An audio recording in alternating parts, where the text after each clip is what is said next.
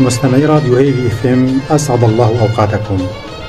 في منتدى هيفي الثقافي لهذا اليوم نحاور كاتب وشاعر له وزنه في الوسط الثقافي الكردي، متعدد الاهتمامات، تبعثر قلمه إبداعا على أشكال أدبية وثقافية متنوعة، لا يترك فرصة أو مجالا إلا واقتحمها خدمة للأدب والثقافة الكردية، وله مساهماته التي لا يمكن الإغفال عنها أو إهمالها حين التحدث عن الواقع الثقافي الكردي.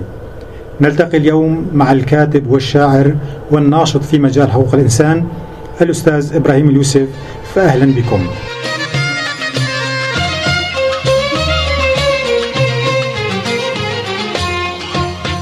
في الحقيقة ليس من المتاح دائما فرصة لقاء قامة ثقافية بحجم إبراهيم اليوسف، لذلك سأحاوره في قضايا ذات شأن عام أكثر منها متعلقة بمنتوجه الثقافي والإبداعي، على أمل لقاء آخر نتناول فيه كتاباته وأدبه واهتماماته المختلفة.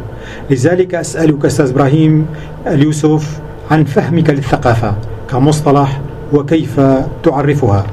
بعيدا عن الاستعانة بأي معجم لمصطلحات الثقافة، وقد تجاوز المعترف به من بينها العشرات في أقل تقدير، بحيث يحيل كل منها إلى اسم ما أو مدرسة ما، فإن مفهوم الثقافة هنا لا يعني هاتيك الثقافة التي هي نتاج تحصيل ذاتي، أو تلك التي يكونها أحدنا من خلال حفره العام عبر جهده واجتهاده، لتشمل مجالات روحية ومادية كثيرة شريطة أن تتفاعل ضمن مختبره الخاص لتشكل رؤيته للحياة وللعالم، وهي نتاج الجهد الفردي، وإن كانت هناك ثقافة المجتمع والمحيط، بل وثقافة المهنة أو غيرها من الروافد الثقافية التي يمكن استحصالها عبر تراكمات الخبرة وليس عبر التحصيل الفردي. من خلال تجربتي تأكدت أن الروافد الثقافية التي استحصلناها في بيوتنا ومدارسنا وجامعاتنا وأحزابنا وحيواتنا الاجتماعية، وإن كان لا يستهان بها جميعها، وإنه يتم انتخابها لدى كل صاحب رؤية، بيد أنها لا تعد أطرا ثقافية ناجزة، لأن الثقافة تكتسب عادة من خلال مجهود الفرد الواحد بشكل مستقل أو بالتعاون مع الجماعة، لكنه لا يمكن إنتاج قطيع مثقفين كما يتم إنتاج عبوات الشيبس من مصنع ما، وما يمكن أن يكون جامعا لأي خلية جماعية أو جماعة أو عالم، فهو عبارة عن معلبات جاهزة متوارثة. إذن ما هو الحيز التي تشكله الثقافة في مجتمع لم يصل بعد إلى درجة حصوله على الضرورات الحياتية كالمأكل والملبس والمسكن وهكذا، ومجتمع كهذا هل من الممكن أن ينصف المثقف؟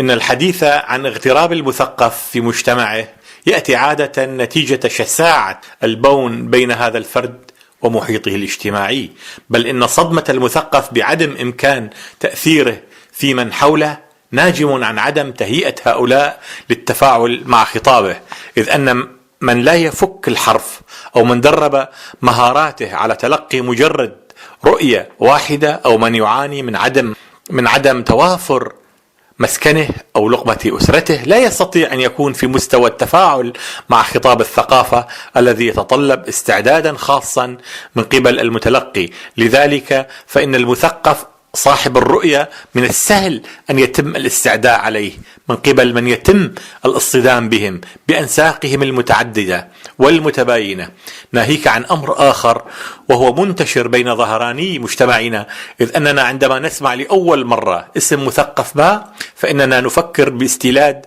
أو استيراد مآخذنا عليه، ليكون ذلك كابحا لنشر رؤيته، وهو ما نفعله تجاه سليم بركات، وهو الكاتب والشاعر الكبير، أو إبراهيم محمود، أو شيرغو بيكس، أو محمد أوزون، أو غيرهم من أعلامنا. ومن هنا ما هي درجات الاقتراب والتباعد بين الثقافة والمجتمع؟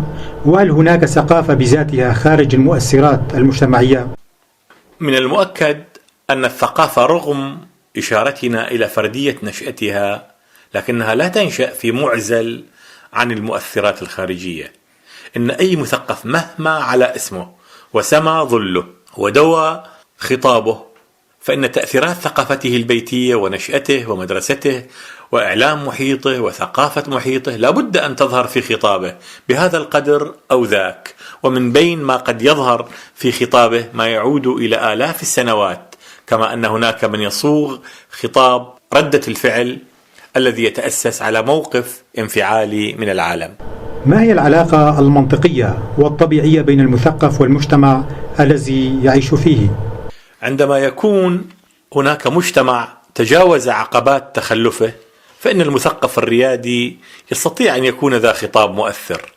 تحديدا تكون العلاقة متوازنة بين المثقف وعالمه الاجتماعي من دون أن يتم الاستعداء عليه وثنيه عن أداة مهمته، لا سيما في ظل وجود الاستبداد الذي طالما اكتوى المثقف بنيران ألهبته. وكثيرا ما يتحدث المثقف عن الحرية كشرط من شروط الإبداع، وفي مجتمع كالمجتمع الكردي هذا الشرط غير متوفر إلى الآن. كيف يمكن كسر هذا الطوق؟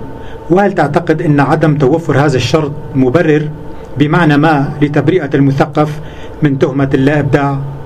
لا يمكن للمجتمع أن يثبط المبدع الحقيقي، ولا يمكن له أن يمنعه من إنتاج إبداعه، رغم أن توافر الحرية أمر جدا ضروري لإنتاج الإبداع، بيد أن عدم توافرها لا يمكن أن يطفئ أي صوت أصيل.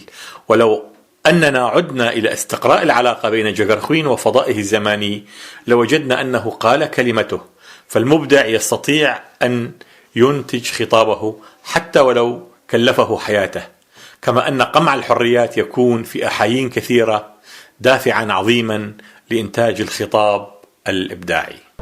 لماذا يربط بعضهم هذا الإبداع بالمعاناة المختلفة الأشكال الخاصة والعامة، الإبداع ابن المعاناة والحرمان، ومن جهة أخرى يطالب بالرخاء الاقتصادي والسياسي كمقومات لهذا الإبداع المتخيل؟ أليس من تناقض في المسألة؟ أجل، لقد استوقفني الحديث عن العلاقة بين المعاناة والإبداع طويلا، وأنا أضع خطواتي الأولى على درب الإبداع في الوقت الذي كانت معاناتي تبلغ أوجها، مع صعوبة ظروف الحياة آنذاك، بل ومع آلة الاستبداد، لأسجل بعض مقارباتي آنذاك من طرفي هذه الثنائية، حيث أن المعاناة بأشكالها ضرورية لاختمار الموهبة والمضي بها إلى آفاق بعيدة، كما أن تأمين الحد الأدنى من مطالب المبدع أمر ضروري ولا بد منه. إذن نحن هنا لسنا أمام معادلة متناقضة، بل نحن أمام معادلة دقيقة ينبغي تفهم أدواتها وتسوية أطرافها بحيث لا يطغى أحدها على الآخر، ما دام أن للمعاناة حدودا. إن تجاوزت هذه الحدود، إن تجاوزتها، انقلب إكسيرها إلى النقيض. خذ مثالا على هذا الكلام: الوردة تلزمها قطرات من الماء كي تعيش، بيد أننا لو سكبنا عليها برميل ماء أو جعلناها في مجرى ساقية أو نهر، ما الذي يحدث لها؟ هنا نخسر هذه الوردة. المعاناة التي تتجاوز حدود طاقة المبدع قد تؤدي، وأقول قد تؤدي مهمة ضدية في مجتمع لا يقدر أدوار مبدعيه. كتب الكثير من الكتاب والشعراء العالميين منتوجهم الإبداعي في أزمنة الاستبداد ومن داخل السجون. لماذا شروط المثقف الكردي تحمل هذا الكم من الدلال والمثالية حتى يكتب؟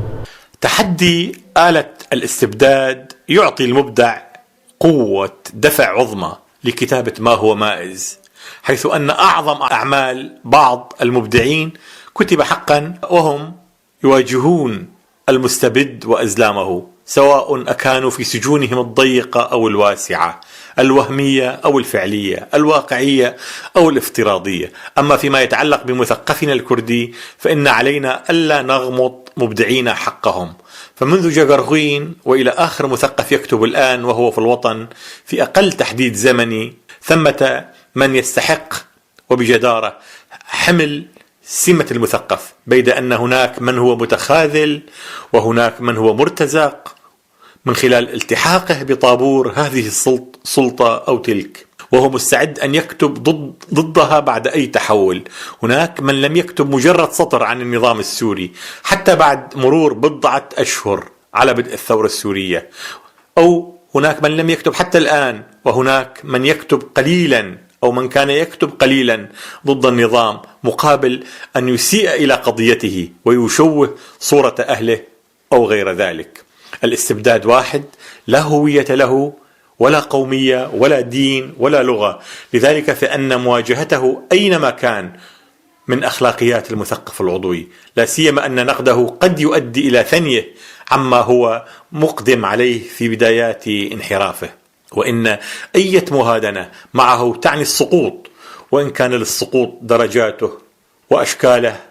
أما بخصوص الكتابة فإنه إما أن تكتب ما يجري أمام عينيك أو لا تكتب، إذ لا توجد أنصاف المواقف. الموقف واحد، وإن محاولة ضرب النعل مرة والمسمار مرة أخرى كما يقول المثل الكردي هجينة لا تؤهل المثقف ليكون حامل أمانة أهله ووطنه.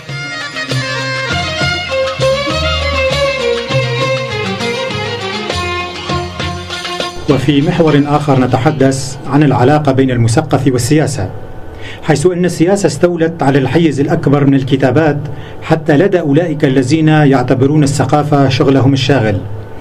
ألا تعتقد أن السياسة أكثر حضورا في ذهن المثقف الكردي بفعل عوامل مختلفة، وأنه تحت تأثيرها يجاريها على الأقل بالكتابة عنها إرضاء لها؟ هذا ما انتبهت إليه قبل ربع قرن، عندما وجدت حقا أن الهم السياسي يسيطر على خطابي الإبداعي شأن سواي آنذاك، وهو ما يأتي نتيجة طبيعة ظروف المعاناة في ظل آلة القمع. وحاولت تدريجيا أن أعكس رؤيتي فنيا من دون الوقوع في شباك السياسة، وهو ما فعلته منذ مجموعة الشعرية الثالثة عويل رسول الممالك 1992 أو قبلها بقليل، غير أن ما يحدث الآن وهو أن هيمنة المعاناة جعلت مثقفنا يكتب مقاله تحت وطأة مفردات السياسي ورؤيته، ليكرر ما تقوله أدبيات السياسي على نحو ببغاوي. لا بد من معرفة أمر مهم هنا، وهو أن المثقف الذي يعيش مع الناس ويحمل جمر أسئلتهم ويكتوي بها لن يستطيع أن يعيش بعيدا عن تأثيرات هذا المحيط، بل إنه سيكون دائم التعبير عنها وعلى حساب خطابه الإبداعي، وفي هذا مأزق لقيمة إنتاجه، لا سيما أن أي مقال ذي فضاء سياسي مهما كان جريئا فهو سرعان ما يفتقد قيمته بتغيير الظرف السياسي، بعكس الخطاب الإبداعي الأصيل الذي يمتلك عوامل ديمومته. وهذا يفرض على المبدع أن يعمل في اتجاهين هما: أولا ألا يسهو عن خطابه الإبداعي لأنه أعظم وثيقة في مواجهة الاستبداد والعسف، بالإضافة وهذا الأمر الثاني إلى أنه يجب أن يتواصل مع مفردات الخطوط العامة لما يجري من حوله، يبدي موقفه بكل بسالة دون أن يزعم أن اعتباره شاعرا أو ناقدا أو روائيا أو مسرحيا يعفيه عما يجري يوميا، لا سيما إذا علمنا أن من لم يعكس انتفاضة 12 من آذار 2004 في إطار كتاباته اليومية مقاليا لم يتمكن أن يعكس كل ذلك في خطاب إبداعي مؤثر. ألا يفقد المثقف جزءا من مصداقيته حينما يكتب في السياسة وهناك صراع سياسي عميق وانقسامات داخل المجتمع؟ بلى، هذا السؤال دقيق، إنه يحمل إجابته بين مفرداته، إذ يجب أن نأخذ بعين الاعتبار أمورا عديدة، وهي أن المشهد السياسي متحول، فإن تحبذ رؤية طرف ما في الثورة السورية في العام 2011 لا يعني أن تلتزم برؤيته في العام 2015، والسبب لا يكمن في عجز لدى المثقف، وإنما في تحولات سلوك هذا الطرف، والعكس أيضا، إذ أن نقدك لطرف ما في هذا التاريخ تحديدا لا يعني ديمومته إلى الآن، فالمشهد السياسي دائم التحولات، ولذلك فإن على المثقف أن يتابع المستجد اليومي ليتخذ مواقفه من خلالها، لا أن يتصرف بشكل صنمي لئلا يفتقد مصداقية خطابه بل ومصداقيته. كيف للمثقف أن يوفق بين أطراف الصراع الكردي؟ وما المطلوب منه؟ الوقوف في الوسط أم قول قناعاته التي ربما توصله وتضعه على إحدى ضفاف الصراع؟ إن المثقف الموضوعي لا خوف على مصداقية خطابه، لأنه ينطلق من رؤية واضحة يتخذ مواقفه انطلاقا منها، من دون أن يتأثر بسطوة العاطفة، وهو يستحوذ احترام من يختلف معه إن لم يكن ذا ثقافة هجينة استبدادية مؤسسة على العنف، حتى وإن كانت تتمترس وراء شعارات الحرية والتحرر والثورة. يعتقد الكثيرون أن السياسي الكردي ليس مثقفا، وهذه إحدى أسباب الأزمات السياسية الكردية. ماذا تقول في ذلك؟ على السياسي الحقيقي طبعا أن يكون مثقفا، وإن لم يكن من الضروري أن يكون المثقف سياسيا. وفي رأيي لا يمكن لنا أن نعمم هذا الكلام، لا سيما أن هناك من جمع بين السياسة والثقافة. وأستطيع أن أشير في هذا المقام إلى أحد الراحلين وهو الشهيد مشعل التمو، كما أن هناك بين ظهرانينا من الأحياء من يجمع بين الخصلتين أو السمتين. وينبغي أن أبين أن السياسي غير المثقف هو في الأصل غير سياسي، هو دخيل على السياسة. أن السياسي الذي لا يقرأ في السنة الواحدة 10 كتب في الأدب والفكر إلى جانب ما يقرأه في الأصل من السياسة على نحو يومي، هو متطفل على السياسة، هو مهني أو دكنشي كما نقول. وهو طبعا مثل هذا السياسي سبب فيما قلنا إليه من وضع كارثي أيا كان، وعليه وعلى أمثاله تقديم استقالاتهم فورا. هل المطلوب من المثقف العمل من داخل التنظيم السياسي أم من خارجه؟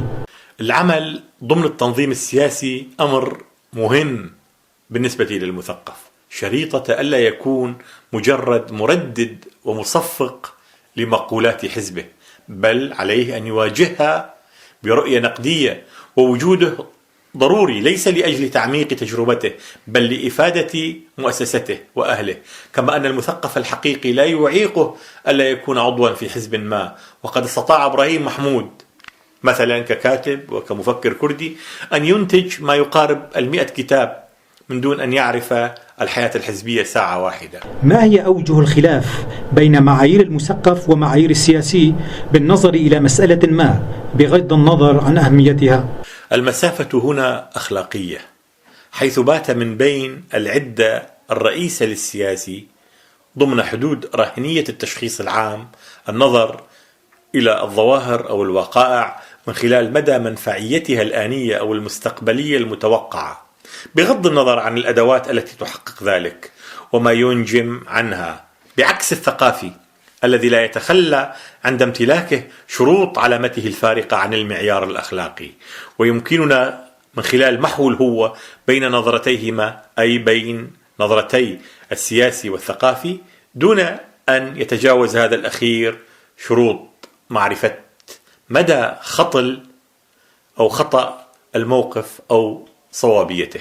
وفي محور ذات صلة نتحاور عن العلاقة بين المثقف والشارع بالمعنى الاجتماعي. هل من الممكن أن يجرم الشاعر مثقفا قال بعكس الرؤية العامة التي يتأثر بها الناس؟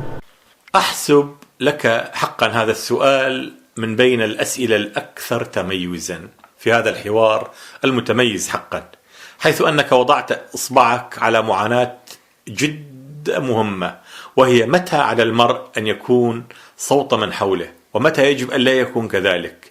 إذ أنه في المحن التي يتعرض لها شعب ما، فإن على المثقف أن يكون ملتحما مع أهله من خلال تبني ألمهم وأملهم، من دون أن يتخلى عن نقد ما هو انفعالي.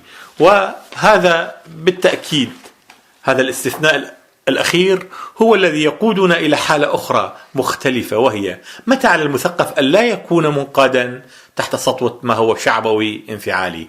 للأسف إن تشرذم مواقف بعض مثقفين وتبعيتهم لتكتيكات السياسي أو لاستقلاليتهم من دون أن تكون لهم رؤية استراتيجية في الغالب، إن هذا يؤثر إلى حد بعيد على مصداقية حضورهم، لا سيما أن كثيرين من أنصاف المثقفين يلوكون ما تردده العامة من دون أي استقراء، حتى وإن كانوا يدركون في قراراتهم حقيقة الأمور، إذ يبدون عكس ما يضمرون. نعم، هذه إحدى أعظم المحن لدى مثقفين عامة.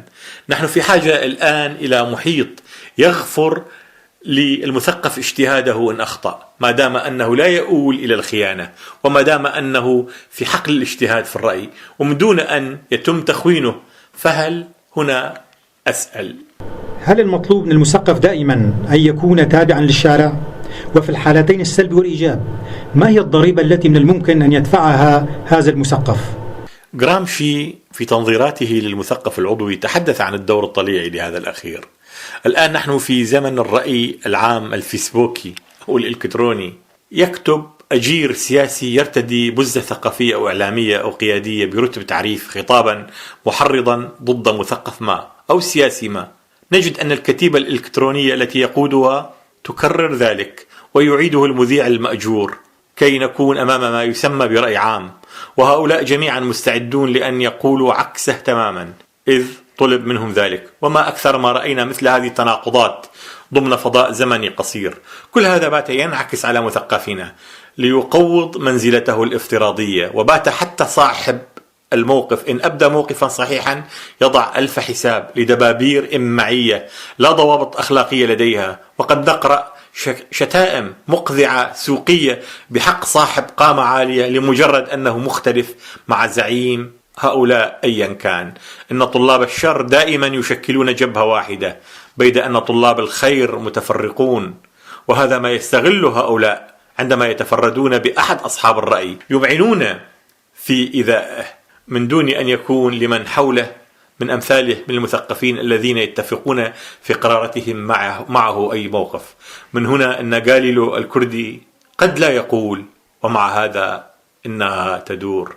أكرر هذه المقولة: غاليليو الكردي قد لا يستطيع القول، ومع هذا إنها تدور. كيف يمكن للمثقف أن يوطد علاقته بالناس؟ ما من مثقف إلا ولديه رغبة في توطيد علاقته مع الآخرين من حوله عبر خطابه الثقافي، بيد أن لنجاح هذا المطمح شروطا تتعلق بطبيعة الخطاب والمخاطب، ناهيك عن أن للصورة التي يشكلها المثقف عن ذاته في مرايا الآخرين دورا جدا مهم. إن المثقف الذي ينذر خطابه من أجل سواه، ولن أقول الآخر، يستحوذ باهتمام من يعنيهم الخطاب. ولا ننسى أن هناك من المثقفين من يريد لخطابه أن يكون جسرا نحو السلطة والمنافع، وهؤلاء لا مستقبل لهم، لأنهم سرعان ما يتهاوون بسقوط السلطة التي ربطوا بها مصائرهم. في مقال لك بعنوان المثقف الكردي في مهب التحولات الدراماتيكية، واقع وآفاق ومهمات، تستثير أسئلة هامة. أولا، ما هي حسنات التكيف الدراماتيكي للمثقف مع المتغيرات؟ وأليس للأمر سيئات كذلك؟ أنا هنا أمام نقد رؤيوي حقيقي لما طرحته في مقالي آنف الذكر، والذي كان له صداه بين أوساط المعنيين، بين محبذ لما ورد فيه أو ذام لأمر خاص به، وذلك بحسب مواقعهم في الخريطة الثقافية. أجل هناك تحولات هائلة تمت بين ليلة وضحاها، بعيدة شرارة البوعزيزي، وبات على المثقف أن يحدد موقعه من أحد الخيارين الرئيسين: هل أن مصيره مع الكثرة الكاثرة، أي هل هو مع التحولات، وإن بدا هذا الخيار مغامرة في ضوء استكلاب بعض الدوائر الإقليمية والخليجية والعربية والغربية والتي باتت تتدخل في الجاري سوريا من أجل مصالحها، أو هل أنه مع الأنظمة القامعة أو الثابت، لأن لا موقع وسطيا في خريطة الموقف مما جرى ويجري. لقد بدأ الكثيرون من المثقفين من دون أي رؤى ومشاريع، بل أنهم وقفوا حجر كأداء في طريق سواهم من خلال عرقلتهم وكبحهم في سجالات ثانوية، ما داموا قد وضعوا نصب أعينهم ما الذي يستحصله كل منهم مما جرى، حتى وإن غلف بعض هؤلاء ما يقوله أو طروحاته بالشعارات البراقة تحت هذه اليافطة أو تلك، لا فرق، وهو أمر يدعو للأسف. وبات يبين عري بعض المثقفين الذين بدأوا مجرد قواقع آلية غير فاعلين، بل أنهم كانوا منفعلين خارج خط حركة التاريخ.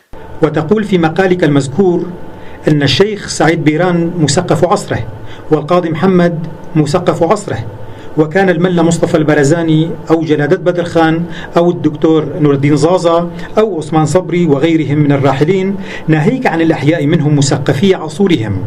انتهى الاستشهاد. ما يلفت النظر والتساؤل هنا خاصة الأسماء الثلاث الأولى أنهم قادوا ثورات، فهل قيادة ثورة من مستلزمات الانتماء إلى الفئة المثقفة؟ من ينظر إلى ربيع المنطقة يجد أنه نشب نتيجة تراكمات هائلة على هامش ذلك الخلل الرهيب الذي ظهر عبر خلل المعادلة في ظل الاستبداد. ومن هنا فإن آلاف المثقفين استطاعوا عبر هذا الفضاء أن يساهموا في التمهيد للثورات التي تمت، حتى وإن لم يكونوا قادتها مباشرة، بسبب الطبيعة المهيمنة على المثقفين الذين سيظهرون بعد أن يؤتى أكل الثورات.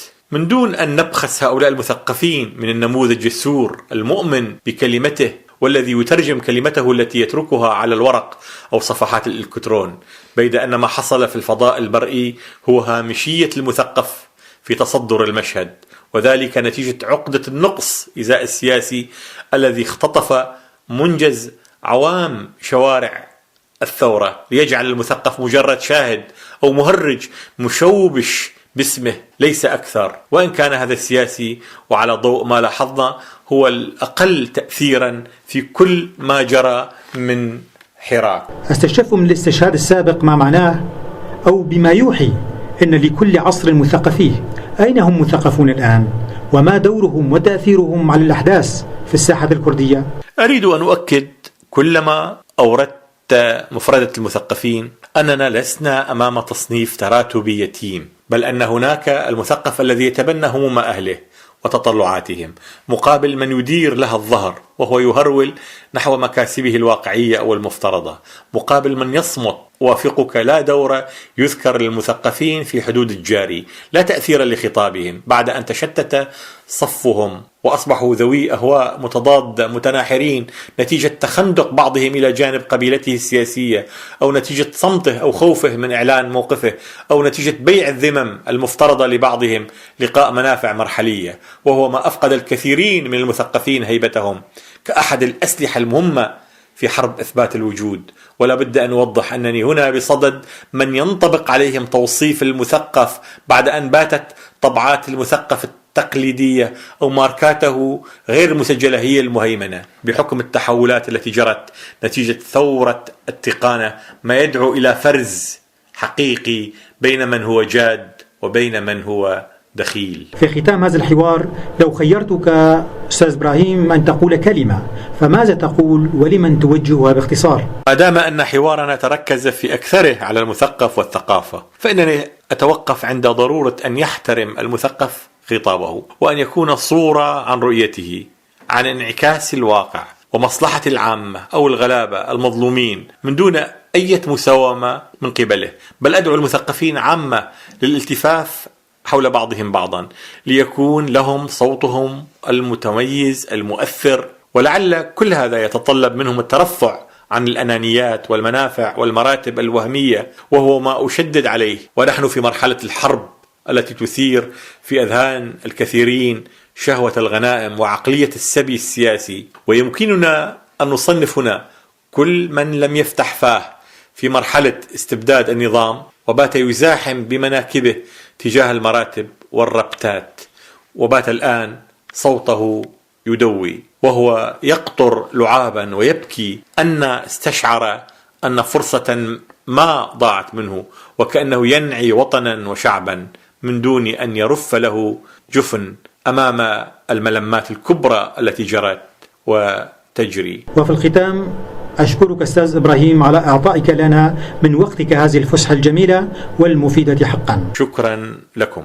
مستمعي راديو هيفي اف ام، كنتم في منتدى هيفي الثقافي، وكان معنا ضيفا عزيزا الأستاذ إبراهيم اليوسف، ومع تحياتي أنا فرحان كلش، وإلى لقاء متجدد آخر.